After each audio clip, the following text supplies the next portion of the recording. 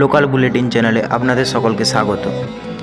আজ আমরা এমন একটা মেরুদণ্ডী প্রাণী সম্পর্কে জানব যা সবচেয়ে বেশি বছর বাঁচে, প্রায় 400 বছর পর্যন্ত বাঁচতে পারে। সেই মেরুদণ্ডী প্রাণীটি হলো গ্রিনল্যান্ড শার্ক।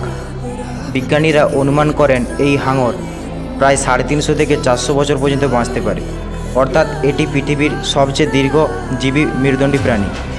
এটি প্রধানত উত্তর আটলান্টিক ও আর্কটিক মহাসাগরে ঠান্ডা গভীর জলে পাওয়া যায়।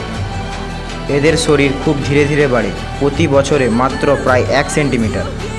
ধারণ করা যায় স্ত্রী গ্রিনল্যান্ড শার্ক প্রায় 150 বছর বয়সে গিয়ে প্রজননক্ষম হয়। পূর্ণবয়স্করা প্রায় 6 থেকে 7 মিটার লম্বা হতে পারে। এগুলো ধীরে চললেও শিকারি মাছ, সিল মাছ এমনকি মৃত প্রাণীর দেহও খায়। গবেষণায় মনে করা হয় এদের ধীর বুদ্ধি, হাড়, ঠান্ডা পানিতে ধীর মেটাবলিজম এবং গভীর সমুদ্রে স্থির পরিবেশ এই দীর্ঘ জীবনযাপনের কারণ। এক কথায় গ্রিনল্যান্ড শার্ক হচ্ছে লিভিং ফসিল, পৃথিবীর জীবিত প্রাণীদের মধ্যে সত্যিকারের টাইম ট্রাভেলার।